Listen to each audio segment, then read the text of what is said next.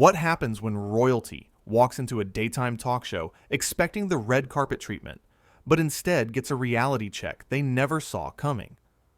In just 36 seconds, one comment would shatter the carefully polished image of a prince and expose an ego so fragile that an entire studio audience would sit in stunned silence watching the unthinkable unfold. This is the story of how Prince Harry walked onto the set of Loose Women and walked off in disgrace, all because he couldn't handle being treated like everyone else. The morning started like any other taping day. The studio buzzed with excitement. Production assistants rushed around, checking cameras and adjusting lights. Audience members filed into their seats, chattering about the special guest they were about to see. Prince Harry was scheduled to appear on the show to discuss his charity work and his life after stepping back from royal duties. Denise Welch sat at the panel table, reviewing her notes. She had interviewed countless celebrities, politicians, and public figures over her years on the show.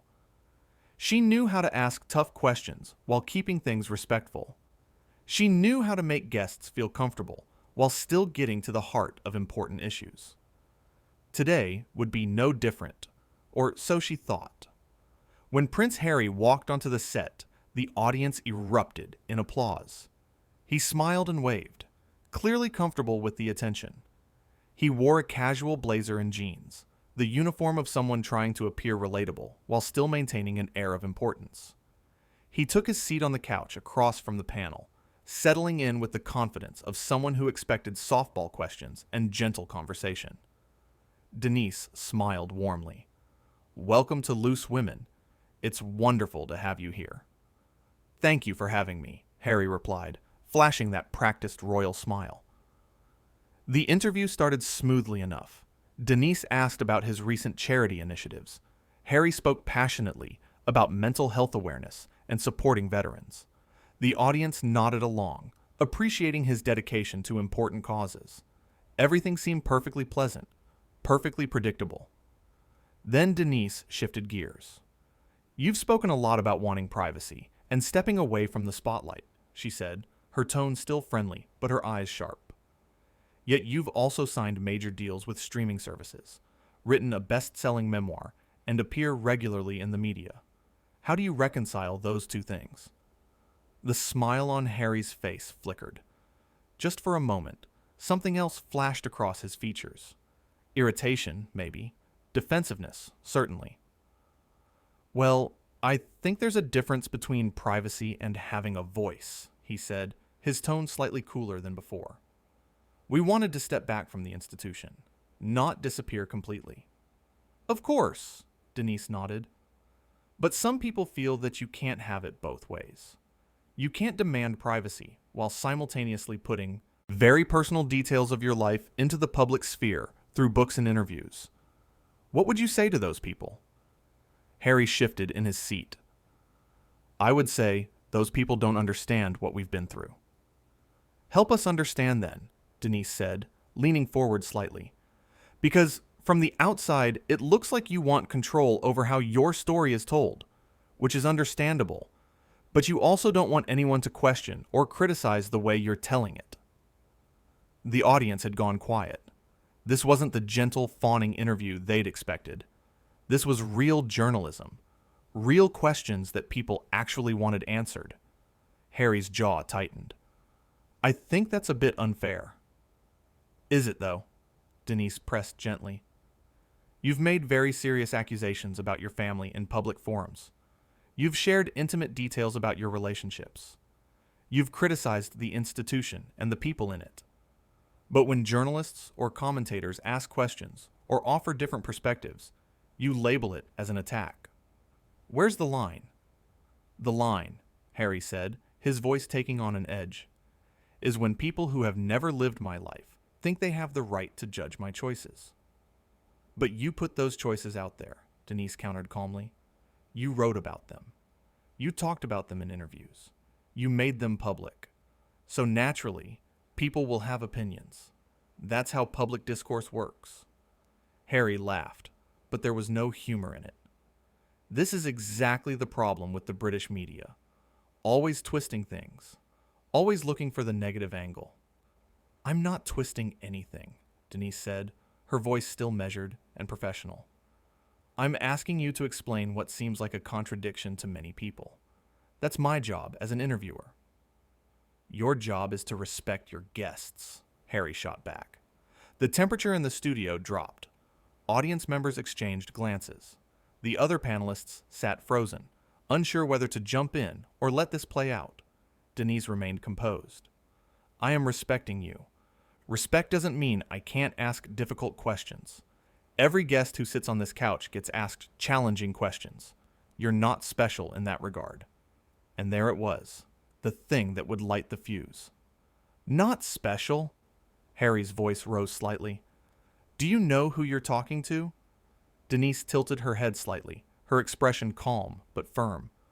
I'm talking to a guest on our show, the same way I talk to every guest on our show. I'm not just any guest, Harry said, and now the entitlement was seeping through. I'm a member of the royal family. You've spent the last several years telling everyone you're not part of that institution anymore, Denise reminded him. You can't use the title when it suits you and dismiss it when it doesn't. Harry stood up slightly in his seat, his body language becoming more aggressive. You have no idea what it's like to grow up the way I did, to lose a parent the way I did, to be hounded by people like you my entire life. People like me? Denise's eyebrows raised. I'm a television presenter asking questions. I'm not paparazzi chasing you down the street. And while I sympathize deeply with the loss of your mother, that tragedy doesn't give you immunity from reasonable questions about your own actions and choices. The audience was utterly silent now. Some looked uncomfortable. Others looked riveted. All of them could feel this spiraling toward something unprecedented. This is ridiculous, Harry muttered, loud enough for the microphones to catch. I don't have to sit here and be interrogated like some criminal. You're not being interrogated, Denise said, her patience clearly wearing thin, but still maintaining her professionalism. You're being interviewed. There's a significant difference. If you're uncomfortable answering basic questions about your public statements and actions, perhaps you shouldn't be making television appearances. Harry's face flushed red. Perhaps you shouldn't be hosting television shows if you're going to ambush your guests. Ambush? Denise let out a short laugh. Asking you to explain apparent contradictions in your public narrative is not an ambush. It's journalism. It's what any competent interviewer would do. Or did you expect me to just sit here and nod while you give rehearsed talking points? I expected basic human decency, Harry snapped. And I expected a grown man to be able to handle straightforward questions without throwing a tantrum, Denise fired back, her composure finally cracking just enough to let some steel show through. But I suppose we're both disappointed. The gasps from the audience were audible. One of the other panelists reached out as if to intervene, but Denise held up a hand, her eyes never leaving Harry. Harry stood up fully now, yanking off his microphone. I don't need this. I don't need to be disrespected by some talk show host who thinks she's important, because she has a microphone. And there it is, Denise said, standing as well, but remaining calm.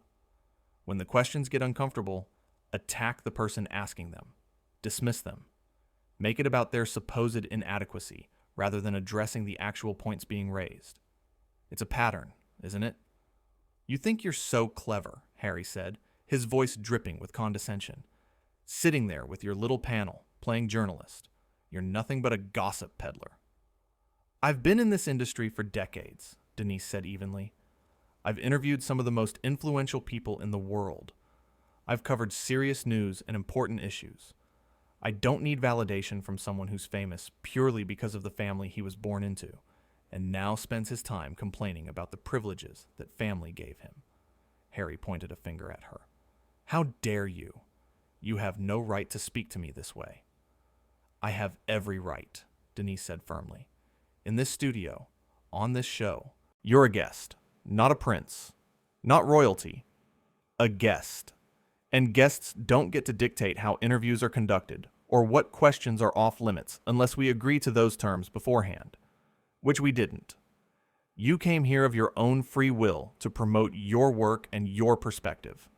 I'm simply asking you to defend that perspective when faced with reasonable scrutiny. Reasonable scrutiny? Harry laughed bitterly. This is a hit job. This is reality, Denise countered. This is what happens when you leave the bubble where everyone treats you with kid gloves. Out here, in the real world, people ask questions. They challenge inconsistencies. They don't bow and scrape and tell you you're wonderful when you're being hypocritical. Harry's hands clenched at his sides. I've done more for charity and important causes than you ever will. Probably true, Denise agreed with a shrug. You have access to resources and platforms most people could only dream of. But doing good work doesn't exempt you from criticism. It doesn't make you beyond question. Some of the most philanthropic people in history were also deeply flawed human beings who deserve to be held accountable for their contradictions. I'm not going to stand here and be lectured by you, Harry said, his voice shaking with anger. Then leave, Denise said simply. The door's right there, but know that if you walk out of this interview because you couldn't handle a few tough questions, you're proving every single point your critics have made about you. That you're thin-skinned, that you're entitled, that you want all the benefits of public attention without any of the scrutiny that comes with it. For a moment, Harry just stared at her. The entire studio held its breath. Would he sit back down? Would he try to regain his composure and finish the interview? You know what your problem is, Harry said, his voice low and venomous. You're bitter. You're a bitter woman who never achieved anything significant, so you tear down people who actually matter. The audience collectively gasped again. Even the other panelists looked shocked. Denise's expression hardened. And you're a privileged man who's never been told no, never been challenged, never had to truly work for anything in his life. At least I earned my seat at this table. You were born into yours, and you've been dining out on that accident of birth ever since, all while pretending you're somehow oppressed. Harry took a step toward the panel. You have crossed a line. No, Denise said, standing her ground. You crossed it first when you decided to insult me, rather than engage with the substance of what I was saying. You came on this show. You agreed to an interview. And now you're throwing a fit because someone dared to treat you like an adult, capable of defending your own positions. I'm leaving, Harry announced, though he made no move toward the exit. Good, Denise said. Don't let the door hit you on the way out. Harry looked around the studio as if expecting someone to come to his defense. The crew stood frozen. The other panelists looked away. The audience sat in stunned silence. This is unbelievable, Harry said to no one in particular. This is exactly the kind of toxic media environment I've been talking about. No, Denise said sharply. A toxic media environment is one where people hound you at your home, where they invade your privacy, where they make things up about you. What's happening right now is you being held accountable for your own words and actions. That's not toxic. That's just uncomfortable for you, because you're not used to it. Harry shook his head. I feel sorry for you. I really do. You must be very sad inside to attack someone who's trying to do good in the world. I'm not attacking you, Denise said, her voice tired now. I'm questioning you. If you can't tell the difference, that's a you problem, not a me problem. Harry finally started moving toward the exit, his movements jerky with suppressed rage. You'll regret this, he said over his shoulder. Is that a threat? Denise asked, her eyebrows raising again. It's a fact, Harry said. When people find out how I was treated here today, how you ambushed and attacked me. I'm sure your version of events will be very compelling, Denise interrupted, just like all your other versions of events. The question is whether anyone will still be listening. Harry stopped at the edge of the stage. You're nothing, he spat. Nothing. And yet I'm the one who didn't run away from difficult questions, Denise said softly. I'm the one still standing here, doing my job. What does that make you? For a long moment, Harry just stared at her, his face a mask of fury and something else. Humiliation, perhaps? The realization that this wasn't going the way he'd expected, that he couldn't control this narrative. "I came here in good faith," he said finally, his voice cracking slightly. "So did I," Denise replied. "I came here to do an interview. A real one. Not a puff piece. Not a promotional segment. An actual conversation where I asked real questions. If that's not what you wanted, you should have been clear about that before you sat down." Harry looked at the audience, perhaps hoping to see sympathy, support, anything. But the faces looking back at him were largely neutral, watchful, waiting to see what he would do next. "This show is a joke," he said, trying to regain some sense of power in the situation. "And you're all a joke for watching it." The audience stirred at that, murmurs of disapproval rippling through the seats. "Now you're insulting the audience too?" Denise said, shaking her head. "Is there anyone you won't lash out at when you don't get your way?" Harry's mouth opened and closed, words seeming to fail him for the first time since this confrontation began.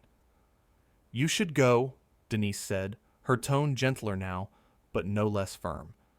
"Because if you stay, you're only going to make this worse for yourself. Walk away with whatever dignity you have left." Harry's hands shook as he fumbled with the microphone pack, still clipped to his belt.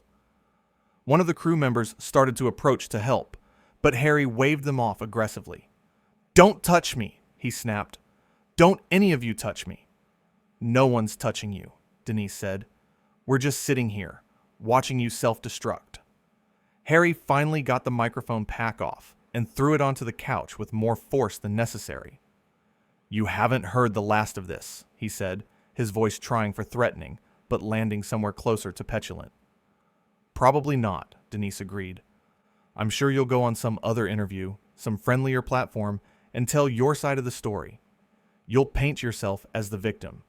You'll claim you were ambushed, attacked, disrespected, and some people will believe you. But the people in this room know what really happened. They saw it. They heard it. And no amount of spin will change that." Harry turned fully toward the exit, his shoulders rigid. "I hope you're proud of yourself," he said without looking back. "I am, actually," Denise said. "I did my job today. I asked the questions that needed to be asked. I didn't back down when someone tried to intimidate me into silence. I treated you exactly the way I'd treat any other guest who came on this show with a public platform and controversial positions. That's what integrity looks like." Harry paused at the doorway, his back still to the panel. For a second, it seemed like he might turn around, might say something else. But then he was gone, disappearing backstage with heavy, angry footsteps echoing through the studio. The silence that followed was deafening. Denise slowly sat back down, taking a deep breath.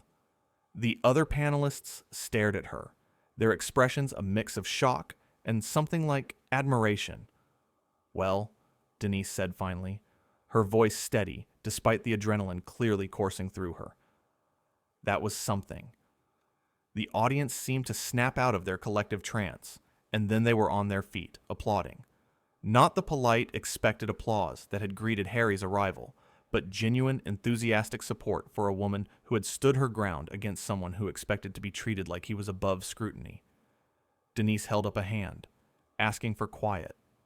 "I want to be clear about something," she said once the applause died down. "I didn't ambush anyone today. I didn't attack anyone. I asked questions. Questions that a lot of people have been wondering about. And when those questions were met with defensiveness and insults instead of thoughtful answers, well, you all saw what happened." One of the other panelists found her voice. I've never seen anything like that." "Neither have I," Denise admitted. "But I wasn't going to sit here and pretend that someone's celebrity or title makes them immune to basic accountability. We've gotten too comfortable in this culture of treating certain people as if they're too special to question, as if their feelings matter more than the truth. And that's not how it should be." The audience applauded again, and this time Denise let them, a small smile playing at the corners of her mouth. Should we continue the show?" another panelist asked uncertainly. Denise glanced at the clock. We've still got 20 minutes left in the program. So, yes, let's continue. Let's talk about what just happened, because I think there's a lot to unpack here. And they did. For the remaining time, the panel and the audience engaged in a frank, open discussion about celebrity culture, accountability, and the danger of creating untouchable figures who are shielded from the same standards everyone else is held to. It was raw, it was honest, and it was exactly the kind of television that rarely happens anymore. Backstage, Harry had reportedly demanded to see the producer, threatened legal action, and insisted that the footage never air. But the show was live. The whole country had just watched it happen in real time. There was no taking it back, no editing it out, no controlling the narrative. For once, the carefully managed, meticulously crafted image had cracked, and what showed through wasn't pretty. It was entitled, it was petulant, it was everything critics had said, but few had seen so clearly displayed. Denise had done what good journalists are supposed to do. She asked questions. She pushed back against obvious contradictions. She refused to be intimidated. And in doing so, she revealed more truth in 36 seconds than hours of friendly interviews ever had. The prince who wanted privacy had just given the most revealing performance of his life, and he hadn't even realized it. While he thought he was defending his dignity, he was actually exposing his complete lack of it. While he thought he was putting a rude interviewer in her place, he was actually showing the world exactly what happens when someone who's never been told no finally hears the word. Denise sat at that panel for the rest of the show, composed and professional, discussing what had happened with remarkable clarity and fairness. She didn't gloat. She didn't mock. She simply pointed out what everyone had witnessed, the inability of one man to handle being treated like everyone else. As the show wrapped up, Denise looked directly into the camera. Thank you for watching today's rather eventful episode of Loose Women. I hope it reminded everyone that no matter who you are, where you come from, or what titles you hold, respect is a two-way street. And accountability isn't optional just because it's uncomfortable. The credits rolled over thunderous applause from the studio audience, and somewhere backstage, a prince was learning a lesson he should have learned long ago. That being famous doesn't make you right. That being royal doesn't make you untouchable. And that when you walk into an interview expecting to be treated like you're special, you better be prepared for the possibility that the interviewer might treat you like everyone else. Because at the end of the day, that's all any of us really are. Just people. Some of us handle that reality better than others. And today, in a daytime television studio in front of a live audience and cameras broadcasting to millions, everyone got to see exactly which category Prince Harry fell into. It took 36 seconds. One dismissive comment, one assertion of royal privilege over basic human interaction, and everything unraveled.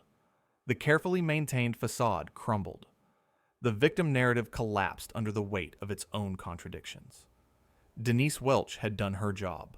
Nothing more, nothing less. She asked questions. She expected answers.